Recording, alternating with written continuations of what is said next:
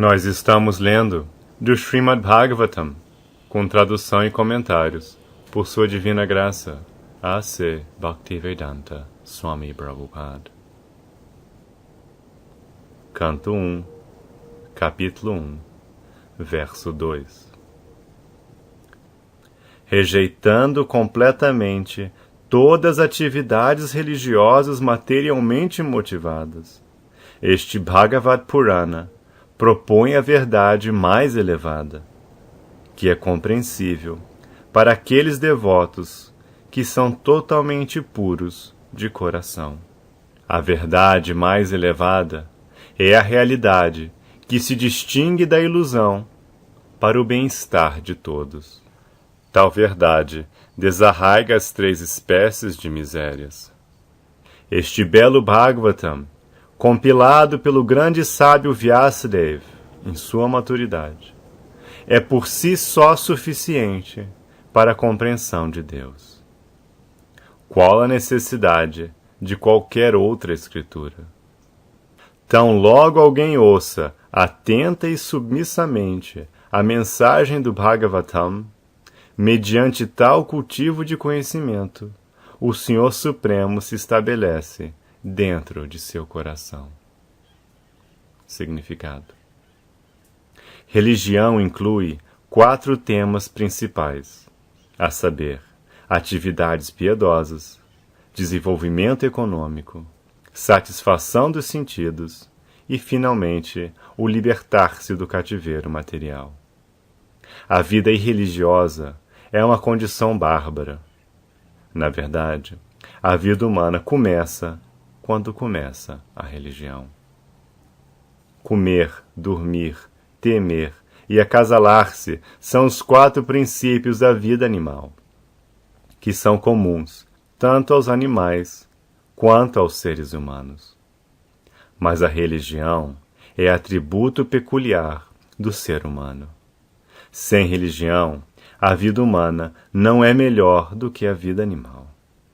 Portanto, nas sociedades humanas, há alguma forma de religião que visa a autorrealização e que faz referência à eterna relação do homem com Deus.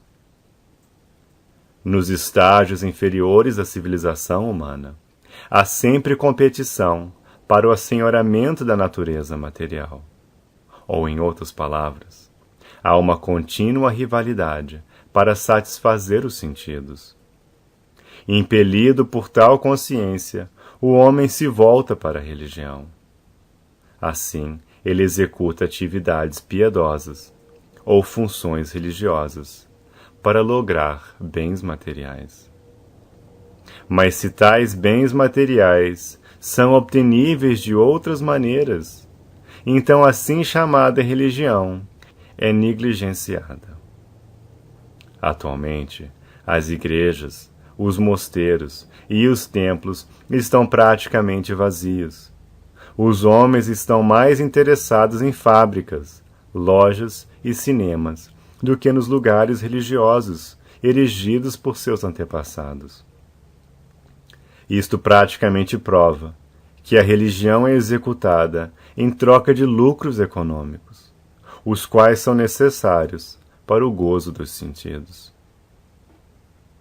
Frequentemente, quando alguém é frustrado na busca de gozo dos sentidos, procura a salvação e tenta tornar-se uno com o Senhor Supremo. Consequentemente, todos estes estados são, simplesmente, diferentes tipos de gozo dos sentidos. Nos Vedas, as 4 atividades acima mencionadas se prescreve que sejam feitas de maneira regulada, para que não haja nenhuma competição indevida para o gozo dos sentidos. Mas o Srimad Bhagavatam é transcendental a todas essas atividades de gozo dos sentidos. É literatura puramente transcendental, que pode ser entendida apenas pelos devotos puros do Senhor, transcendentais ao competitivo gozo dos sentidos.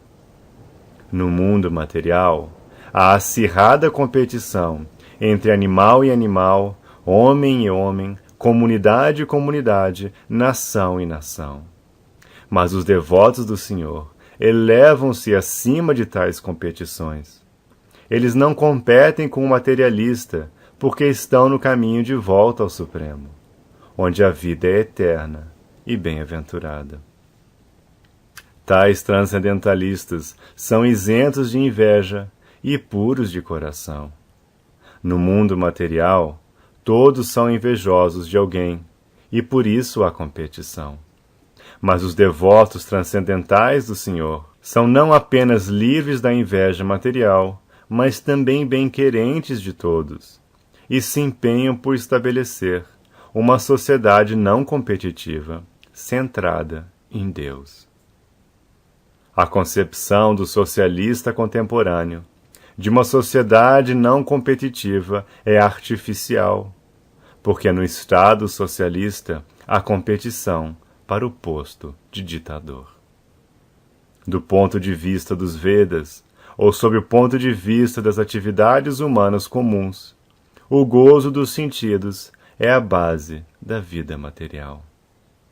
Há 3 caminhos mencionados nos Vedas.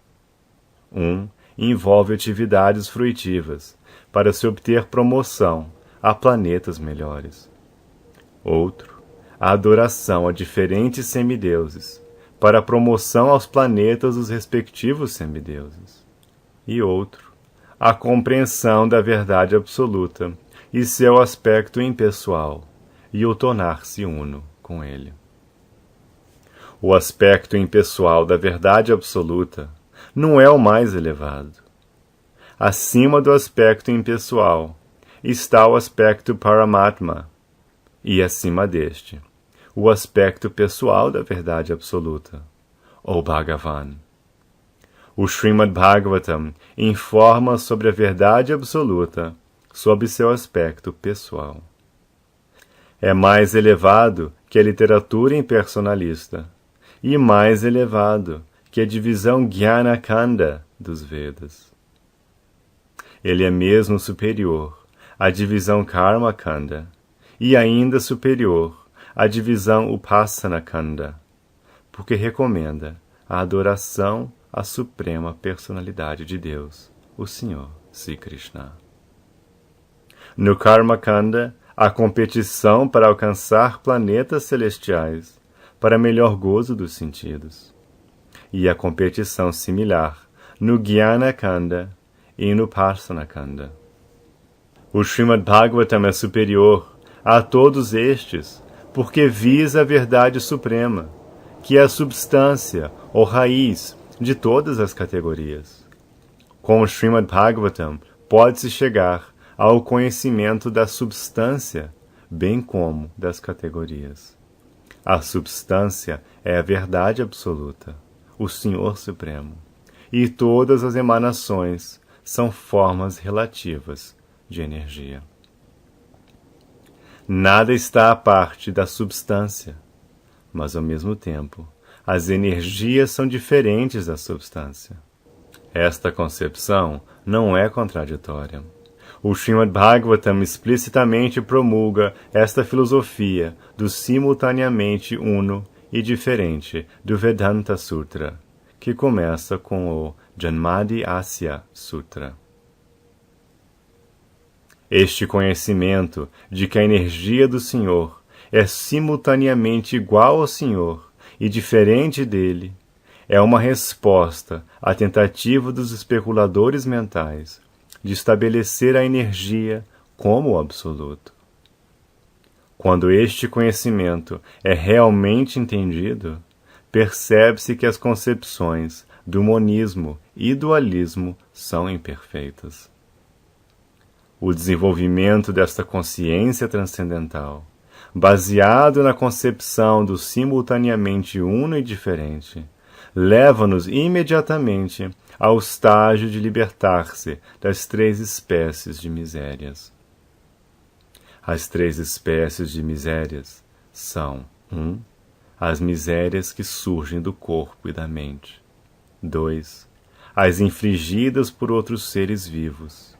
E 3. As decorrentes de catástrofes naturais, sobre as quais não se tem controle. O Srimad Bhagavatam começa com a rendição do devoto à pessoa absoluta. O devoto é plenamente cônscio de que está uno com o absoluto e, ao mesmo tempo, de sua posição eterna de servo do absoluto. Na concepção material, falsamente julgamo-nos senhores de tudo que observamos, e por isso somos sempre incomodados pelas 3 espécies de misérias da vida. Mas tão logo tomemos conhecimento de nossa verdadeira posição como servos transcendentais, de imediato livramo-nos de todas as misérias. Enquanto a entidade viva estiver tentando assenhorar-se da natureza material, não haverá possibilidade de ela tornar-se servo do Supremo. O serviço ao Senhor é prestado em consciência pura da própria identidade espiritual. Através do serviço, libertamo-nos imediatamente dos estorvos materiais. Além disso, o Srimad Bhagavatam é um comentário pessoal de Sri Vyasadeva sobre o Vedanta Sutra. Foi escrito na maturidade de sua vida espiritual, pela misericórdia de Narada. Sri Vyasadeva é a encarnação autorizada de Narayana, a personalidade de Deus. Portanto, não se põe em questão a sua autoridade. Ele é o autor de todos os outros textos védicos. Porém, recomendo o estudo do Srimad Bhagavatam acima de todos os demais. Em outros Puranas, há diferentes métodos estabelecidos, pelos quais pode-se adorar os semideuses. Mas no Bhagavatam, somente o Senhor Supremo é mencionado. O Senhor Supremo é o corpo total, e os semideuses são diferentes partes deste corpo.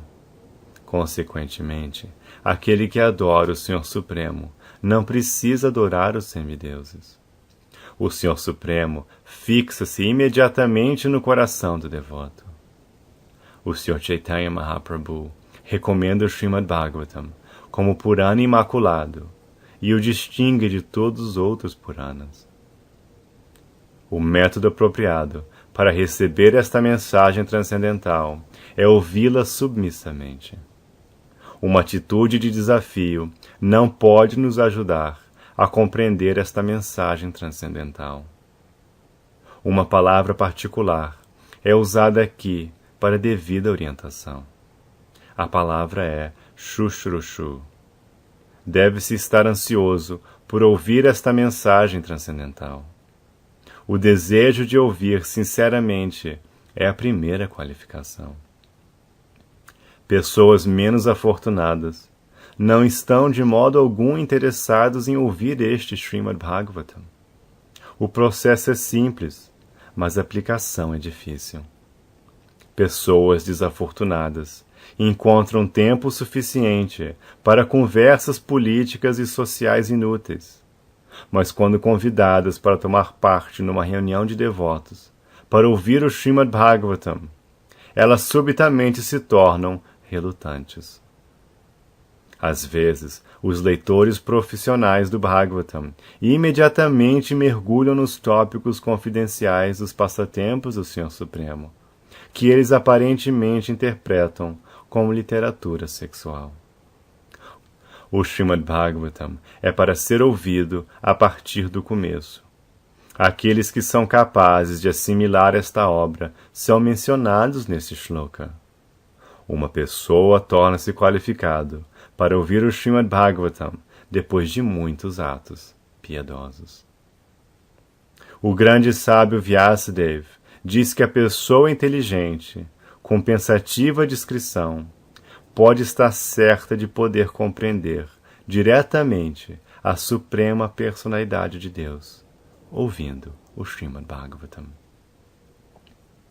Sem se submeter aos diferentes estágios de compreensão estabelecidos nos Vedas, uma pessoa pode elevar-se imediatamente à posição de Paramahamsa, simplesmente concordando em receber esta mensagem.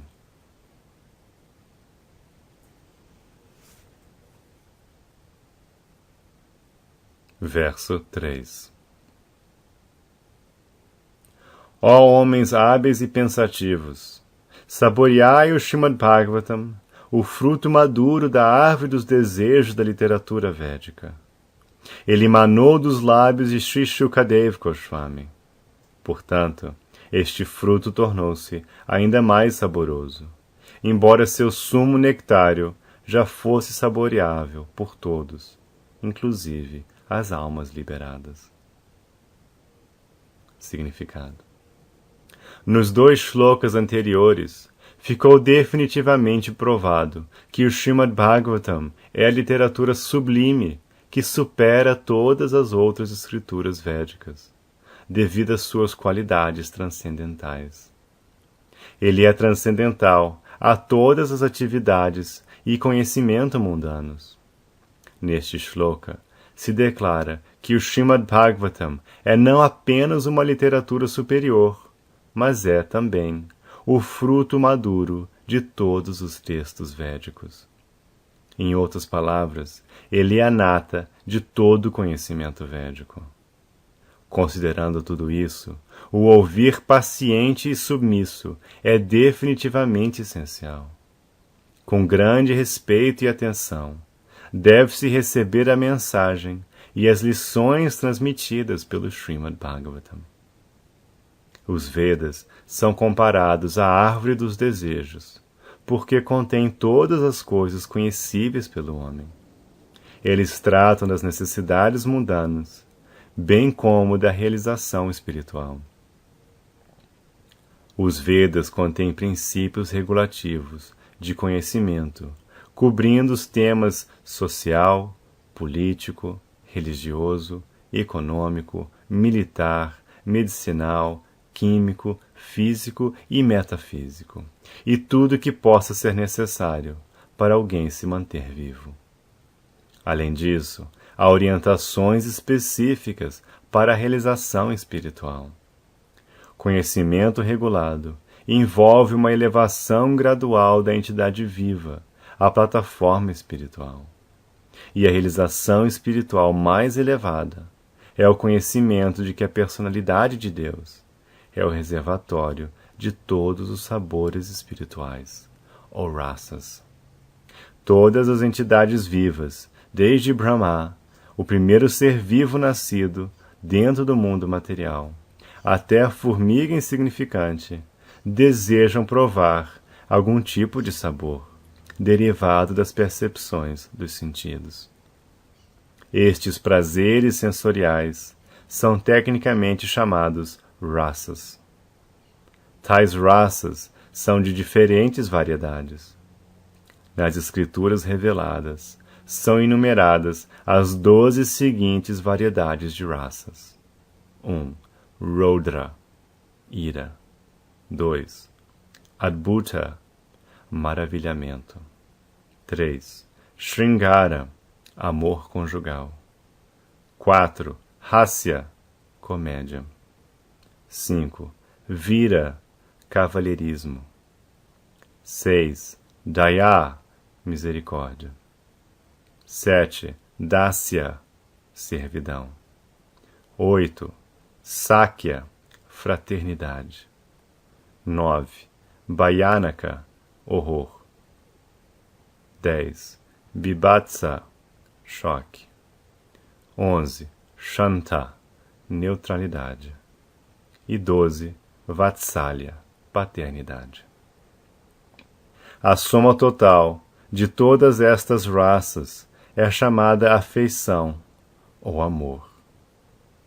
Primariamente, tais sinais de amor se manifestam sob as formas de adoração, serviço, amizade, afeição paterna e amor conjugal. E quando estas 5 estão ausentes, o amor se apresenta indiretamente sob as formas de ira, maravilhamento, comédia, cavalheirismo, medo, choque e assim por diante. Por exemplo, quando um homem está apaixonado por uma mulher, a raça é chamada amor conjugal. Mas quando tais tratos amorosos são perturbados, pode haver maravilhamento, ira, choque ou mesmo horror. Às vezes, os casos amorosos entre duas pessoas culminam em pavorosas cenas de assassinato. Tais raças são manifestadas entre homens e homens ou entre animal e animal. Não há possibilidade de intercâmbio ou raça entre um homem e um animal, ou entre um homem e qualquer outra espécie de seres vivos dentro do mundo material. As raças são reciprocadas entre membros da mesma espécie. Mas quanto às almas espirituais, elas são qualitativamente iguais ao Senhor Supremo. Portanto, as raças eram originalmente intercambiadas entre o ser vivo espiritual e o todo espiritual, a suprema personalidade de Deus. O intercâmbio espiritual, ou raça, manifesta-se plenamente na existência espiritual entre os seres vivos e o Senhor Supremo. A suprema personalidade de Deus é, portanto, descrito nos Shruti Mantras e nos Védicos como o manancial de todas as raças. Quando o ser vivo se associa com o Senhor Supremo e intercambia sua raça constitucional com o Senhor, então ele é realmente feliz. Estes Shruti Mantras indicam que todo ser vivo tem sua posição constitucional, que é dotada com um tipo particular de raça, para ser intercambiada com a personalidade de Deus. Somente na condição liberada é que esta raça primária pode ser experimentada completamente. Na existência material, a raça é experimentada sob a forma pervertida, que é temporária. E assim, as raças do mundo material manifestam-se sob a forma material de Rodra, ira e aí por diante.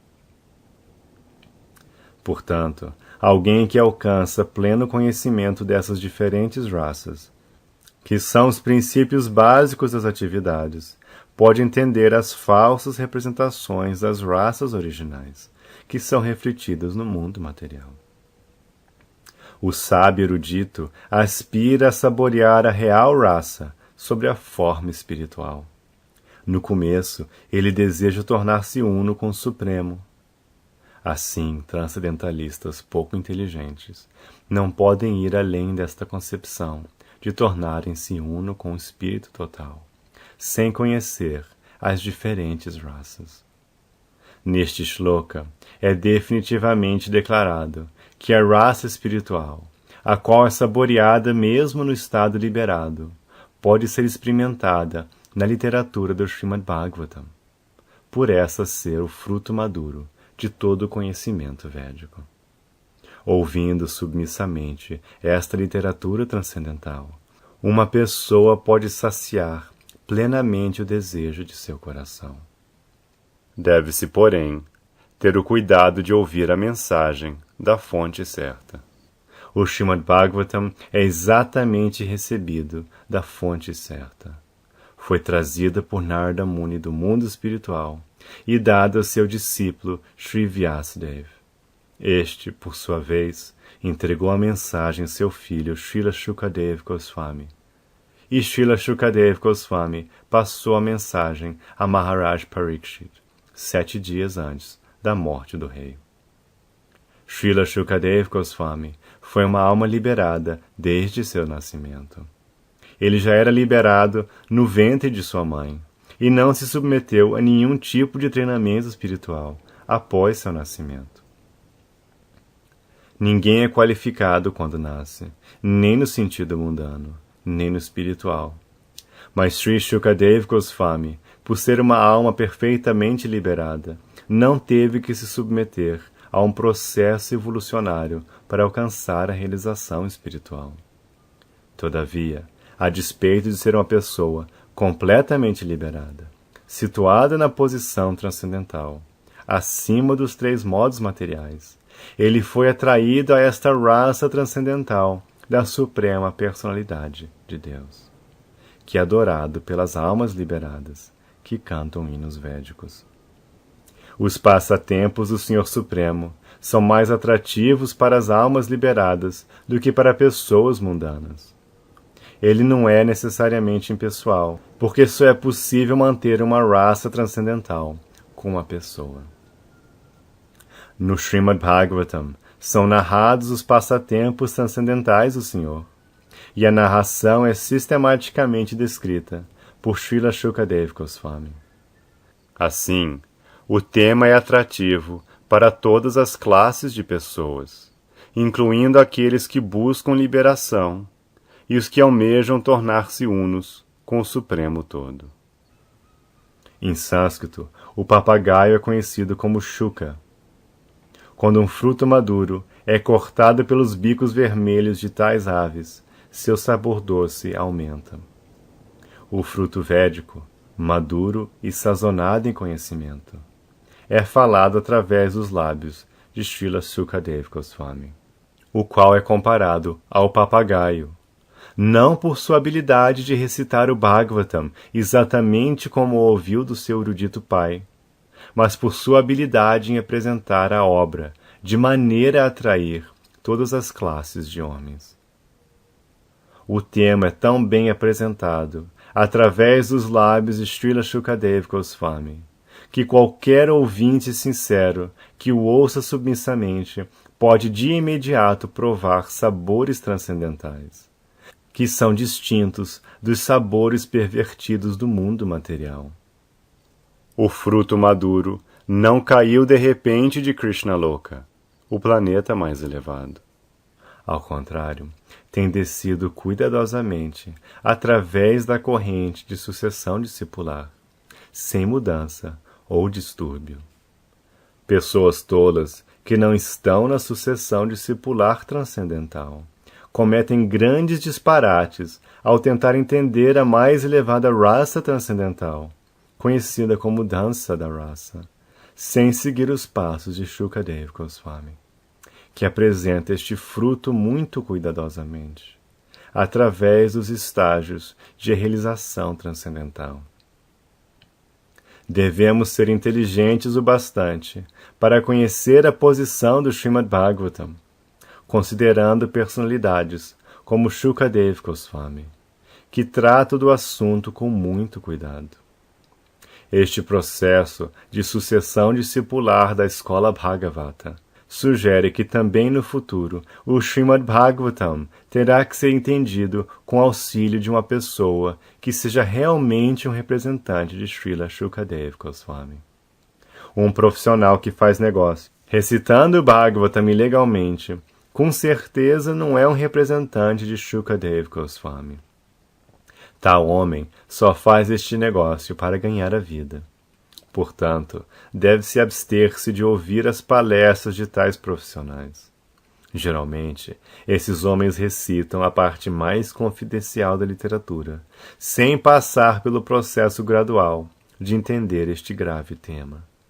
Eles costumam mergulhar no tema da dança da raça, que é mal entendido pela classe de homens tolos. Alguns tomam-no por imoral, enquanto outros tentam cobri-lo com suas próprias interpretações estúpidas. Eles não têm desejo de seguir os passos de Srila Shukadeva Goswami. Conclui-se, portanto, que o estudante sério da raça deve receber a mensagem do Bhagavatam na corrente de sucessão discipular proveniente de Srila Shukadeva Goswami, que descreve o Bhagavatam desde seu começo, e não caprichosamente para satisfazer os mundanos que têm pouquíssimo conhecimento da ciência transcendental.